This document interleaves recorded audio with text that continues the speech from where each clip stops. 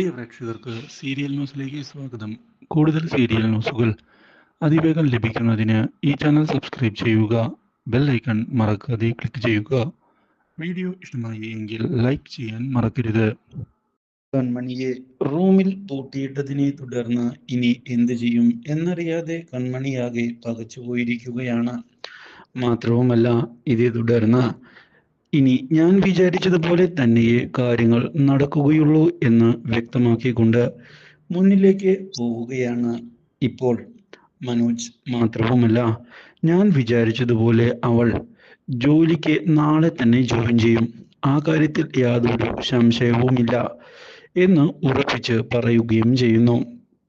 ഇനി തീരുമാനങ്ങൾ എൻ്റേത് മാത്രമാണ്, അതിൽ ഒരു മാറ്റവും ഉണ്ടാകാൻ ഞാൻ സമ്മതിക്കുകയില്ല, ഇത് എൻ്റെ വാക്കാണ് എന്ന് പറഞ്ഞ് മനോജ് പോയതിനെ തുടർന്ന് കൺമണി ഇനി എന്ത് ചെയ്യും എന്ന് ആലോചിച്ചിരിക്കുകയാണ്.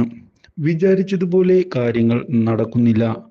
മാത്രവുമല്ല, ബലരാമന്റെ കമ്പനിയിൽ ജോയിൻ ചെയ്യുകയാണ് എങ്കിൽ പ്രശ്നങ്ങൾ കൂടുതൽ വഷളാവുകയേയുള്ളൂ, ആ കാര്യത്തിൽ യാതൊരു സംശയവും വേണ്ട. അതുകൊണ്ട് തന്നെ ഇനി എന്ത് ചെയ്യും, ആ ഒരു ചോദ്യം മാത്രമാണ് ഇപ്പോൾ ബാക്കിയാകുന്നത്. അതുകൊണ്ട് തന്നെ ബുദ്ധിപൂർവം എന്തെങ്കിലും നീക്കം നടത്തിയേ മതിയാകൂ. ഇതേസമയം മനോജിന്റെ മകൻ അവിടേക്ക് വന്നതിനെ തുടർന്ന് കൺമണിയോട് എന്താണ് അപ്പ ചെയ്യേണ്ടത് എന്ന് ചോദിച്ചിരിക്കുകയാണ്. അപ്പയെ രക്ഷിക്കുന്നതിന് വേണ്ടി ഞാൻ ഇവിടെയുണ്ട്, അപ്പ യാതൊരു വിധത്തിലും പേടിക്കേണ്ടതില്ല എന്ന് വ്യക്തമാക്കുകയും ചെയ്തതിനെ തുടർന്ന് കാര്യങ്ങൾ മുന്നിലേക്ക് കൊണ്ടുപോകാൻ തീരുമാനം എടുത്തുകൊണ്ട് എത്തിയിരിക്കുകയാണ് ഇപ്പോൾ മനോജിന്റെ മകൻ. മാത്രവുമല്ല, ഈ കാര്യം എത്രയും പെട്ടെന്ന് എങ്ങനെയെങ്കിലും കൃഷ് സാറിനെ അറിയിക്കണം എന്ന് ഉറപ്പിക്കുകയും ചെയ്ത കൺമണി ഇതേ തുടർന്ന് അതിനു വേണ്ടിയുള്ള നീക്കങ്ങൾ ആരംഭിക്കുന്നു. പക്ഷേ ഇതേ സമയം പിറ്റേന്ന് കൺമണിയെ കാണാതായതിനെ തുടർന്ന് എന്താണ് കൺമണി ലീവ് എടുക്കാൻ കാരണം എന്നുള്ള കാര്യം അന്വേഷിച്ചുകൊണ്ട് മുന്നിലേക്ക് കടന്നു വരികയാണ് ഇപ്പോൾ കൃഷ്. ഇതേ തുടർന്ന് കാര്യങ്ങൾ അറിയുന്നതിനായി കൃഷ് കൺമണിയുടെ വീട്ടിലേക്ക് എത്തുകയും ചെയ്യുന്നു. പക്ഷേ മനോജ് കൺമണിയെ കാണാൻ കൃഷിനെ അനുവദിക്കുന്നില്ല. കൃഷിനോട് ഇപ്പോൾ ഇവിടേക്ക് വരേണ്ട ആവശ്യമില്ല എന്ന് വ്യക്തമാക്കുകയും കൺമണി ഇനി കമ്പനിയിൽ ജോയിൻ ചെയ്യുകയില്ല എന്ന് പറയുകയും ചെയ്യുന്നു. ഇത് കേട്ടതിനെ തുടർന്ന് കൃഷ് ഒന്ന് ഞെട്ടിപ്പോയിരിക്കുകയാണ്.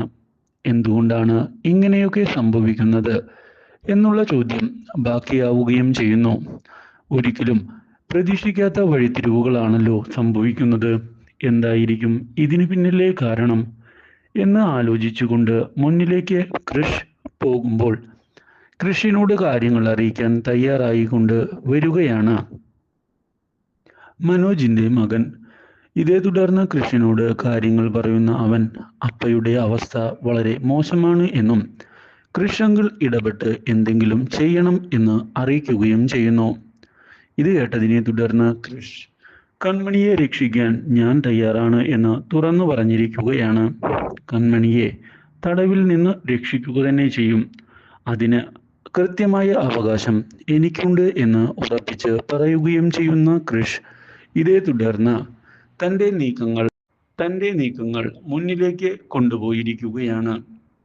എന്തായാലും കാര്യങ്ങൾ ഇങ്ങനെ വെറുതെ വിടാൻ ഞാൻ ഉദ്ദേശിച്ചിട്ടില്ല. മനോജിനെ ചെന്ന് കണ്ട് കൺമണിയോട് സംസാരിക്കണമെന്ന് ആവശ്യപ്പെടുന്നു. പക്ഷേ താനതിന് സമ്മതിക്കുകയില്ല എന്ന് വ്യക്തമാക്കുന്ന മനോജ് അവളുടെ കാര്യത്തിൽ തീരുമാനം ഞാനാണ് ഇപ്പോൾ എടുക്കുന്നത്, അതുകൊണ്ട് തന്നെ നീ ഇപ്പോൾ അവളെ കാണണ്ട എന്നാണ് എൻ്റെ തീരുമാനം. ആ തീരുമാനം ഉടനൊന്നും മാറാനും പോകുന്നില്ല. അതുകൊണ്ട് മര്യാദയ്ക്ക് നീ സ്ഥലം കാലിയാക്ക്, അതാണ് നിനക്ക് നല്ലത് എന്ന് ഉറപ്പിച്ച് പറയുകയും ചെയ്തതിനെ തുടർന്ന് ഒരു നിമിഷത്തേക്ക് ഞെട്ടിപ്പോയിരിക്കുകയാണ് കൃഷ്. പക്ഷേ കൺമണിയെ അങ്ങനെ കൈവിടാൻ തയ്യാറാകാത്ത കൃഷ് കൺമണിയെ രക്ഷിക്കുന്നതിന് വേണ്ടിയുള്ള തീരുമാനത്തിൽ ഉറച്ചു നിന്നുകൊണ്ട് മുന്നിലേക്ക് കടന്ന പുതിയ പദ്ധതിയുമായി വരികയാണ്.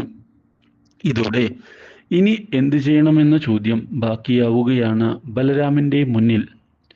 മനോജിനോട് കാര്യങ്ങൾ പറഞ്ഞ് മനസ്സിലാക്കുക എളുപ്പമല്ല എന്ന് ഇതിനിടയിൽ തിരിച്ചറിയുന്ന കൺമണി എങ്ങനെ രക്ഷപ്പെടും എന്ന് ആലോചിക്കുകയും തിരിച്ചടി ഉടൻ തന്നെ കൊടുത്തില്ല എങ്കിൽ പ്രശ്നങ്ങൾ വഷളാകുമെന്ന് മനസ്സിലാക്കുകയും ചെയ്യുന്നു.